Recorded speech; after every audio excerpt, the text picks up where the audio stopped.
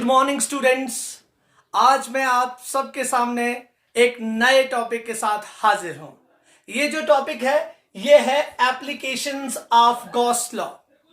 अब बच्चों, हमने अपने लास्ट के लेक्चर्स में, लास्ट वीडियोस में आपको गॉस थ्योरम, इलेक्ट्रिक फ्लक्स और एरिया वेक्टर्स के बारे में बताया था।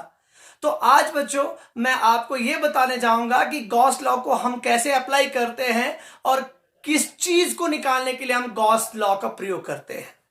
तो देखिए बच्चों, हमने लास्ट के वीडियो में आपको कूलम्स लॉ को निकालना भी सिखाया था कि हम कैसे गॉस थ्योरम से कूलम लॉ को डिराइव कर सकते हैं।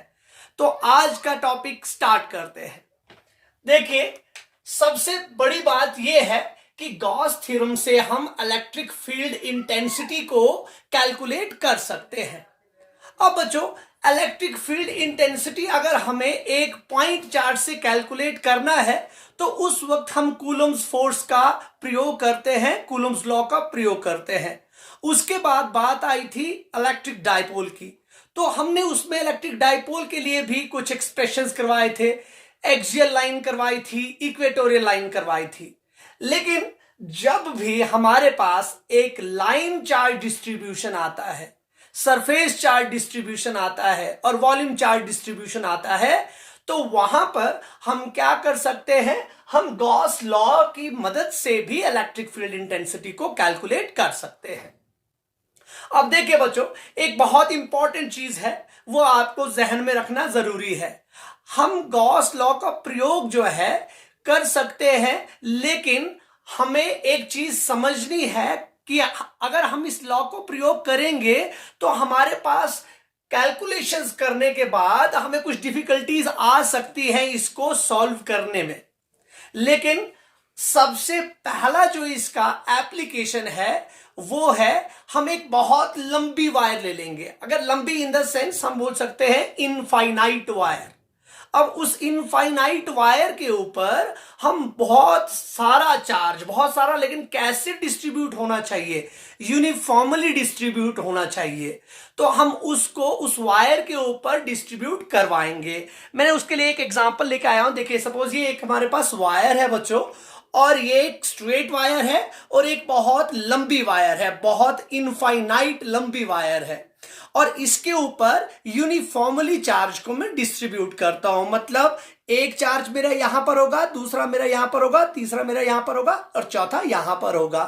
तो इसी तरीके से अगर मैं इस वायर को यहां पर लगा दूं तो बच्चों, यहां पर मैं एक वायर ड्रॉ करता हूं और उसको फ्रेम कर देता हूं कि एक पॉइंट में उसका मार्क करता हूं, ऊपर वाले एंड को इन्फिनिटी डालूंगा और दूसरी वाली साइड भी इन्फिनिटी होगा। मतलब ओबियस है, उसकी वायर की लंबाई के बारे में हम बात कर रहे हैं।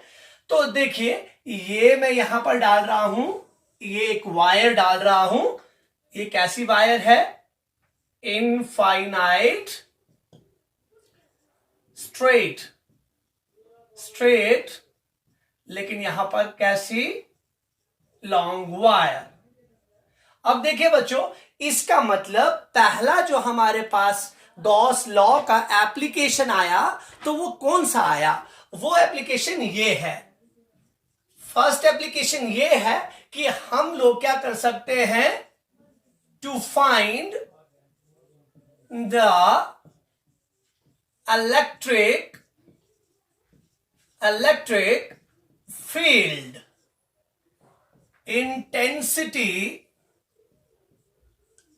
intensity due to uniformly distributed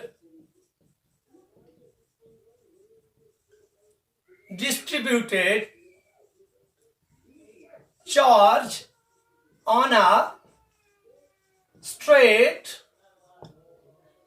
infinite wire. इसका मतलब हमारे पास क्या हुआ कि मैं पहली एप्लीकेशन के बारे में आपको बताने जा रहा हूं। वो है कि हम कैसे to find the electric field intensity due to uniformly distributed charge on a straight infinite wire. मतलब एक वायर है हमारे पास, वो बहुत ज्यादा लंबी है, उसके ऊपर हमने चार्ज को डिस्ट्रीब्यूट करके रखा है। तो इसको हम ये भी बोल सकते हैं electric field intensity due to a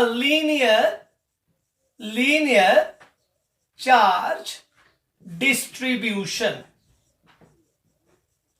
linear charge distribution. तो देखिए बच्चों, उसके लिए मैंने यहां पर एक वायर दिखा दिया। अब इस वायर के ऊपर मैं क्या कर सकता हूं, इस वायर के ऊपर मैं चार्ज को रख सकता हूं, और चार्ज मैं पॉजिटिव भी डाल सकता हूं और मैं नेगेटिव भी रख सकता हूं। वो मेरा अपना चॉइस है, और आप लोग भी अपने मुताबिक जो चार्ज आपको रखना होगा आप उस चार्ज को यहां पर प्लेस कर सकते हैं। लेकिन इंपॉर्टेंट बात यह होनी चाहिए कि जो चार्ज होगा वो यूनिफॉर्मली डिस्ट्रीब्यूट होना चाहिए। तो देखिए बच्चों, यहां पर मैं इसके ऊपर पॉजिटिव चार्ज को अप्लाई करवा रहा हूं। अब मैंने इसके ऊपर पॉजिटिव चार्ज अप्लाई करवाया, तो मैंने ये वायर माना था इसको, ये वायर है, सपोज ये वायर है हमारे पास, और इसके ऊपर पॉजिटिव चार्ज है। अब मैं क्या कर रहा हूं, इस पर्टिकुलर जो वायर है इसका एक एंड बोल रहा हूं कि ये इनफाइनाइट है, इन्फिनिटी पर है, और ये दूसरा भी तो इन्फिनिटी होगा, क्योंकि ये बहुत लंबे वायर की बात कर रहा हूं। पर बच्चों, आप जानते हैं कि आपके पास पॉजिटिव जो चार्ज होता है उसकी वजह से जो इलेक्ट्रिक फील्ड का डायरेक्शन होता है वो कौन सी डायरेक्शन होती है, ऑलवेज आउटवर्ड्स। वो हमेशा आउटवर्ड डायरेक्शन में हमें फील्ड लाइंस प्रोड्यूस करवाती हैं। अगर आउटवर्ड डायरेक्शन में इलेक्ट्रिक फील्ड लाइन होगी तो उसी डायरेक्शन में किसका डायरेक्शन होगा, इलेक्ट्रिक फील्ड इंटेंसिटी का डायरेक्शन भी होगा। तो देखिए बच्चों, अब मैं यहां पर क्या कैलकुलेट कर सकता हूं कि ये मेरे पास एक वायर है, इसके ऊपर मुझे बोलना है इस वायर की वजह से कितना इलेक्ट्रिक फील्ड इंटेंसिटी है किसी एक पर्टिकुलर पॉइंट के ऊपर। तो ये जो कंडीशन है, this is not the condition of a point charge. Now this condition becomes something complex. उसके कंपैरिजन में, एक पॉइंट चार्ज के कंपैरिजन में ये चीज कॉम्प्लेक्स हो चुकी है। मतलब यहां पर एक पॉइंट चार्ज की बात नहीं हो रही, यहां पर एक पूरे कंडक्टर, एक पूरे वायर की बात हो रही है जिसके ऊपर चार्ज को डिस्ट्रीब्यूट किया गया है। तो यहां पर क्या कॉन्सेप्ट आएगा उसको देखते हैं। अब देखिए बच्चों, आपने टॉपिक लिख दिया होगा, यहां पर मैं लिखूंगा ये इनफाइनाइट लॉन्ग कंडक्टर है। अब यहां पर मैं कोई पॉइंट ले लेता हूं, let us consider that a point P which is located at a distance R from. देखिए बच्चों, एक जगह से, सपोज मैंने यहां से ले लिया, यहां तक जो डिस्टेंस डाली, थोड़ा सा आगे डाल देता हूं मैं इस पॉइंट को, यहां पर मैंने एक पॉइंट P रखा। अब देखिए ये पॉइंट P रखा है, और मैं एक चीज और दिखाना चाहूंगा आपको कि ये जितने पॉजिटिव चार्जेस हैं, अब मैं सबके लिए तो इलेक्ट्रिक फील्ड लाइंस ड्रॉ नहीं करूंगा, लेकिन आपको मालूम है कि इसके लिए भी इलेक्ट्रिक फील्ड लाइन का डायरेक्शन कुछ इस तरीके से होगा। इट मींस ये सारे के सारी जो लाइंस हैं ये क्या इंडिकेट करवा रही हैं, these lines indicate the electric field intensity. लेकिन कैसी, यूनिफॉर्म इलेक्ट्रिक फील्ड इंटेंसिटी। क्यों, क्योंकि मैंने अपने चार्ज को भी यूनिफॉर्मली डिस्ट्रीब्यूट कराया है। अब आप सोच रहे होंगे कि इलेक्ट्रिक फील्ड इंटेंसिटी या इलेक्ट्रिक फील्ड लाइंस का डायरेक्शन मैंने इधर ही डाला, इस साइड भी आप डाल सकते हैं। देखिए बच्चों, मैं इस साइड भी लगाऊंगा यहां पर। अब बराबर बराबर लगाएंगे आप, तो यहां पर भी मैंने इलेक्ट्रिक फील्ड इंटेंसिटी का डायरेक्शन दिखाया। अब देखिए क्या होगा, अब हमारे पास, मैं इस पॉइंट की बात कर रहा था, इसका मतलब इसके ऊपर भी तो कोई फील्ड लाइन आई होगी और उसका डायरेक्शन ये होगा। इसका मतलब मैं यहां पर क्या बोलूंगा, this is the direction of electric field intensity. पर ध्यान दीजिएगा, हम अपने गॉस लॉ को कहां पर अप्लाई करते हैं, and what are the condition where we can apply the Gauss theorem, जहां पर हम अपने गॉस लॉ को अप्लाई कर पाए।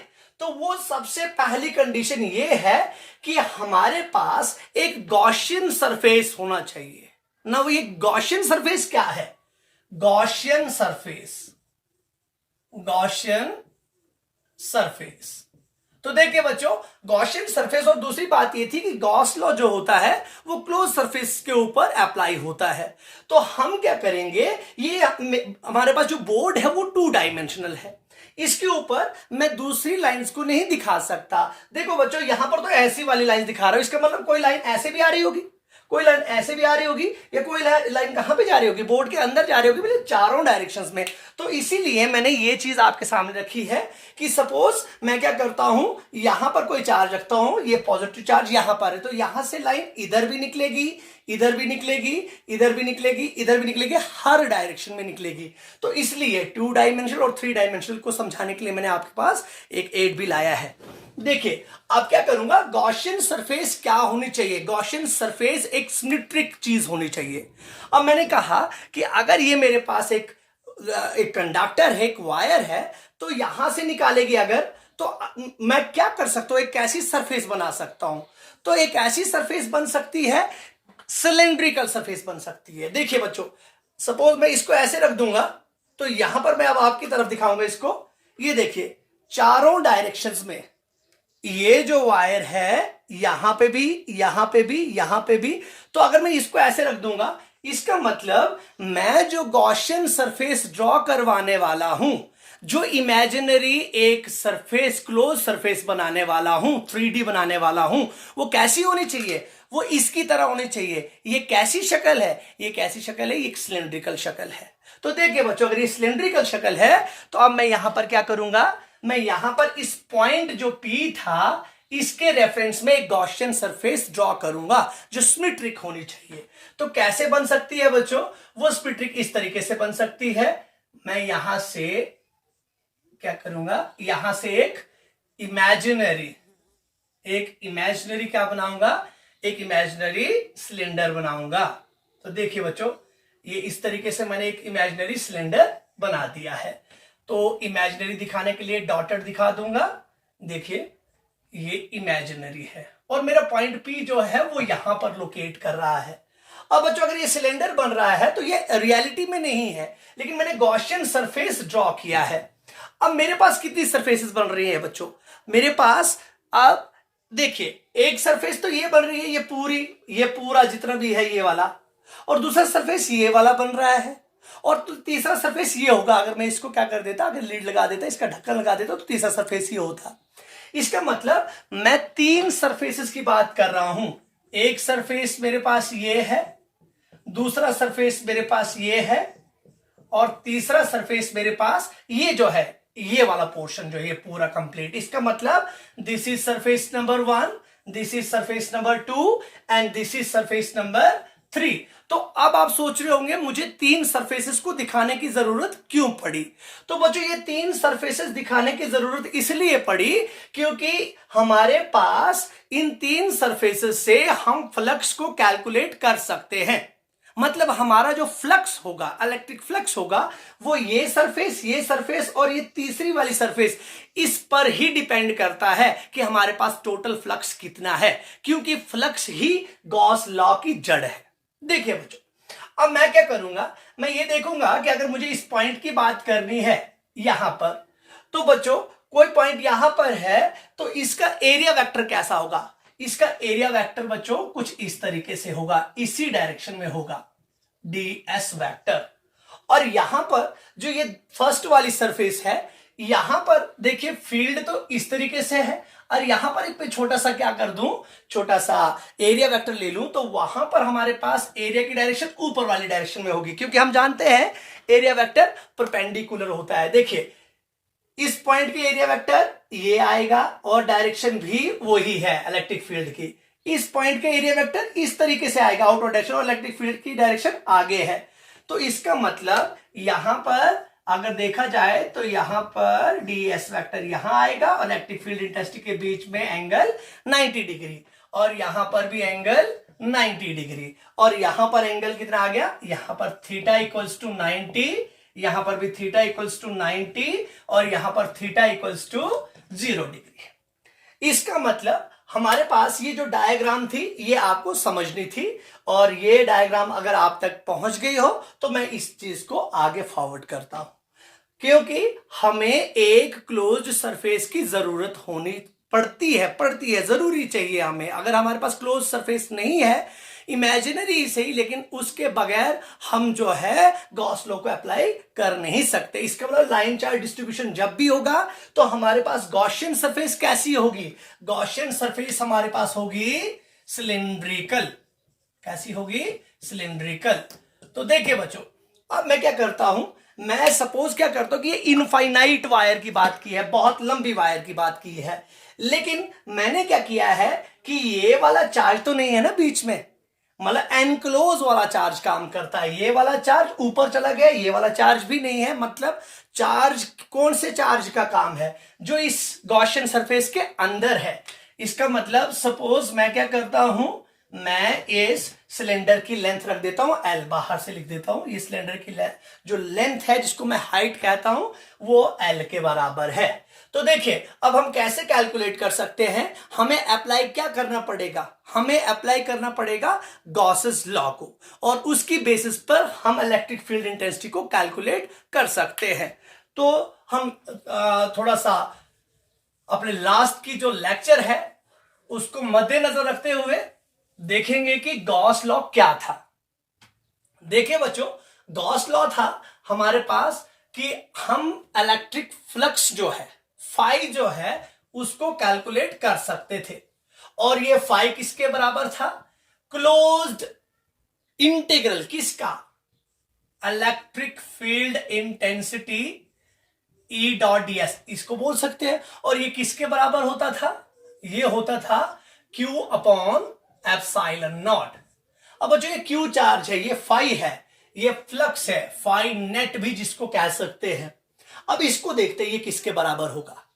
अब इसके लिए अगर सपोज इस सरफेस ने फाई 1 फ्लक्स दिया, इस सरफेस ने फाई 1 दिया, इस सरफेस ने फाई 2 दिया, इस सरफेस ने फाई 3 दिया, क्योंकि सरफेसेस तो हमारे पास 3 ही है। तो बच्चों एक ऊपर वाली सरफेस, एक नीचे वाली सरफेस और एक ये जो है ये सरफेस। तो बोले बच्चों टोटल फ्लक्स किसके बराबर होना चाहिए? Phi 1 plus phi 2 plus phi 3। मतलब फाई 1 ये पूरी सरफेस की बात कर रहा हूं, due to this surface, due to this surface, due to this surface. ये किसके बराबर होना चाहिए? ये होना चाहिए Q अपॉन एप्सिलॉन नॉट के बराबर। पर देखिए बच्चों, फाई 1 के लिए मैं क्या लिख सकता हूं? E। अब आप सोच रहे होंगे कि मैं जो E है, E को E ही क्यों लिख रहा हूं? E को मैं E इसलिए लिख रहा हूं क्योंकि ये इलेक्ट्रिक फील्ड इंटेंसिटी जो है वो हर एक पॉइंट पर यूनिफॉर्म है, हर एक पॉइंट पर सेम है।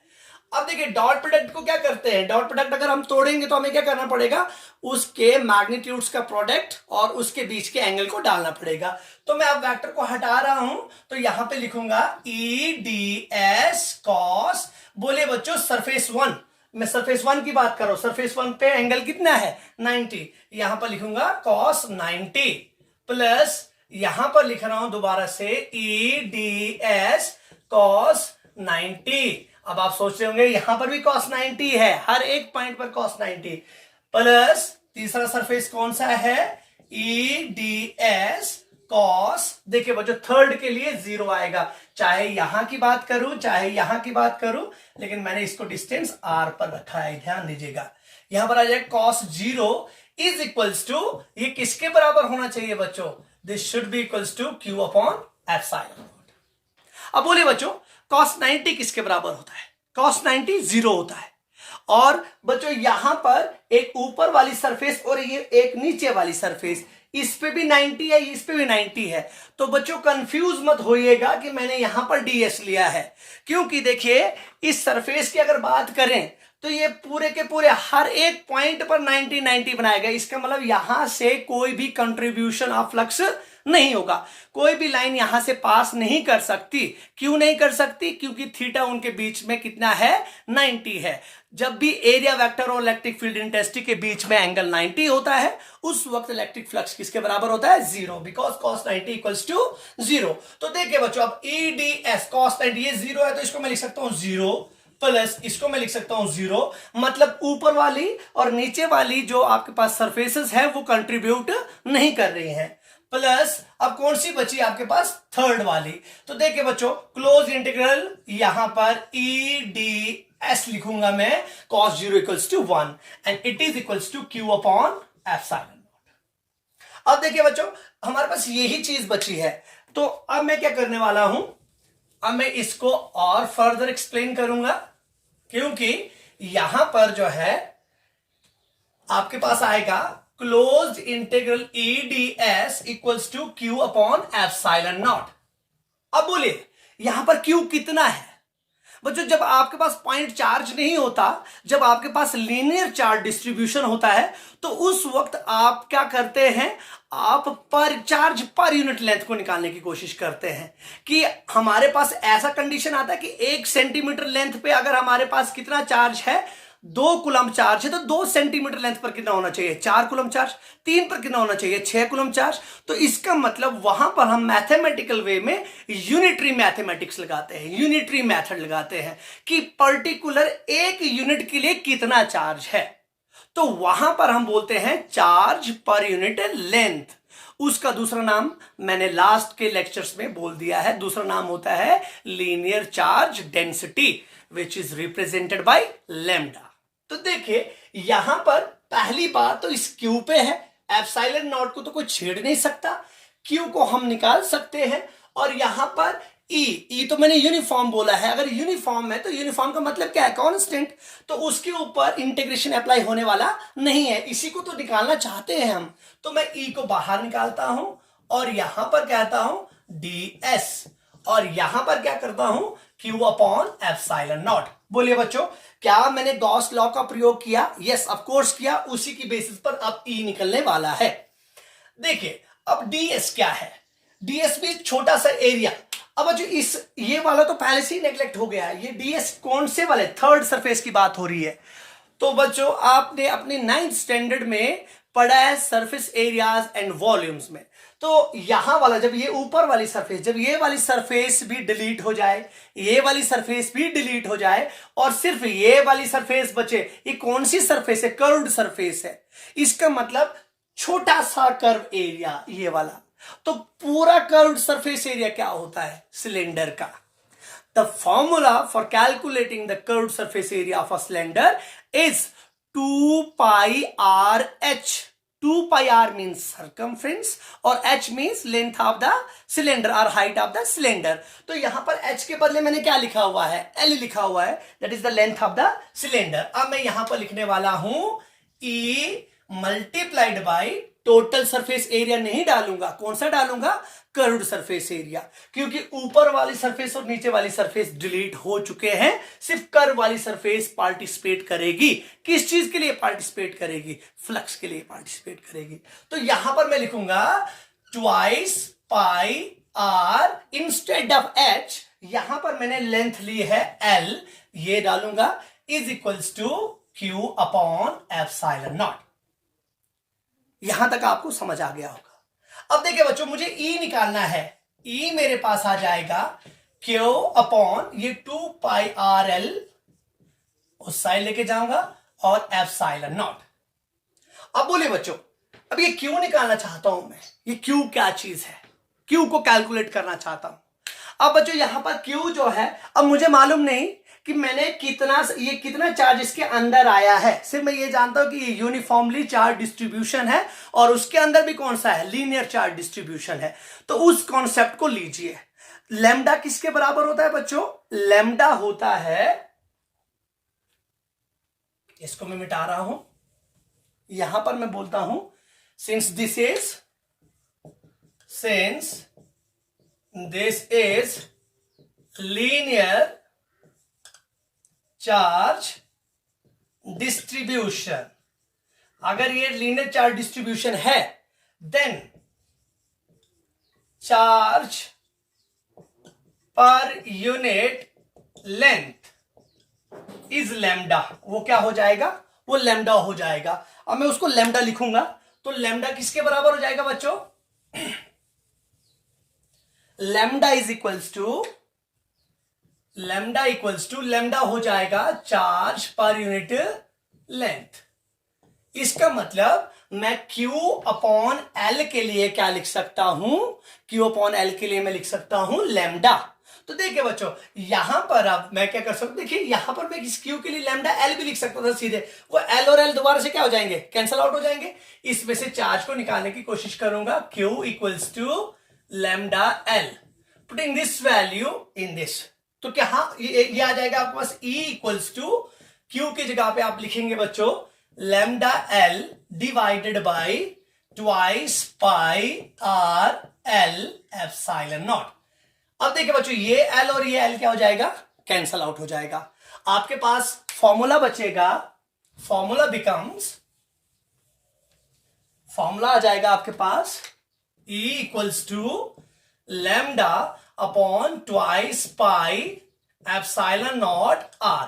This is the required formula for calculating the electric field intensity due to a line charge distribution, due to a uniformly infinite long wire, जिसके ऊपर चार्ज कैसे डिस्ट्रीब्यूट हुआ है, यूनिफॉर्मली डिस्ट्रीब्यूट हुआ है। अब बच्चों ये फॉर्मूला तो आप याद रख सकते हैं, लेकिन जब आप न्यूमेरिकल को अप्रोच करते हैं वहां पर आपको 2 वैल्यू डालेंगे, पाई का डालेंगे, एप्सिलॉन नॉट का डालेंगे तो बहुत लेंथी हो जाएगा। तो अब हम इसको क्या कर सकते हैं, अगर मैं इसको 2 से मल्टीप्लाई कर दूं तो 2 से डिवाइड भी करना पड़ेगा, तो ये इसको मैं ऐसे लिख सकता हूं ट्वाइस लैम्डा अपॉन 2 से डिवाइड भी करना पड़ेगा, that is 2 2 4 pi epsilon naught R. तो देखिए बच्चों, अब मैं इसी चीज को ये भी लिख सकता हूं, और यहां पर 1/4 पाई एप्सिलॉन नॉट आ चुका है। अब हमारे लिए कैलकुलेशन करना बहुत आसान हो जाएगा, क्योंकि 1/4 पाई एप्सिलॉन नॉट जो है अपने आप में एक कांस्टेंट है जिसका वैल्यू 9 × 10⁹ होता है। इसका मतलब इसको मैं लिख सकता हूं 2 वैसे क्या वैसे लिख सकता हूं, 1/4 पाई एप्सिलॉन नॉट के लिए लिख सकता हूं मैं क्या, k, और यहां पर क्या आ जाएगा लैम्डा ओवर r। अब देखिए बच्चों, 2 is a constant, k is constant, lambda it is also constant, only r, जो r है वो क्या है, वो वेरिएबल है। मतलब अगर ये पॉइंट P यहां पर है तो इसके ऊपर कितनी फील्ड इंटेंसिटी है, अगर ये पॉइंट P दूर चला जाएगा तो क्या हो जाएगा, फील्ड इंटेंसिटी बढ़ेगी या कम होगी, तो यहां पर इनवर्सली प्रोपोर्शनल है। तो हम एक कंक्लूजन पर और पहुंच गए कि जब भी इलेक्ट्रिक फील्ड इंटेंसिटी हम निकालते हैं लाइन चार्ज डिस्ट्रीब्यूशन से, तो किसके बराबर होता है, E is inversely proportional to distance, E is inversely proportional to distance। और आप एक ग्राफ भी ड्रॉ कर सकते हैं किस किस के बीच में, इलेक्ट्रिक फील्ड इंटेंसिटी और इस डिस्टेंस के बीच में। अगर आप ड्रॉ कर दें तो इस तरीके से, अगर E को यहां पे रखेंगे और R को यहां पे रखेंगे तो इस तरीके का ग्राफ आपके पास आएगा, एक लीनियर ग्राफ आपके पास आएगा। थोड़ा सा आप इसमें ये जो ट्वाइस के लैम्डा वगैरह होगा, इसकी वजह से आप ये देख सकते हैं कि ये क्या है आपके पास, ये कांस्टेंट है, तो ये आपके पास इसका ग्राफ अगर आप बनाएंगे तो इस तरीके से आएगा। तो this is one of the applications of Gauss law. दूसरा जो एप्लीकेशन होगा, आप सोच रहे होंगे दूसरा एप्लीकेशन कैसा बनेगा, अगर ये लीनियर चार्ज डिस्ट्रीब्यूशन पर है तो दूसरा किस पर होना चाहिए, सरफेस चार्ज डिस्ट्रीब्यूशन पर, और तीसरा किस पे होना चाहिए, वॉल्यूम चार्ज डिस्ट्रीब्यूशन पर। तो बच्चों फिजिक्स बहुत इंटरकनेक्टेड सा सब्जेक्ट है, बहुत इंटरेस्टिंग सब्जेक्ट है। अगर आपने कोई लेक्चर मिस कर दी तो आप अगली वाली लेक्चर को नहीं समझ पाएंगे। तो उम्मीद करता हूं कि आज की लेक्चर आपको समझ आई होगी। नमस्कार, थैंक यू सो मच।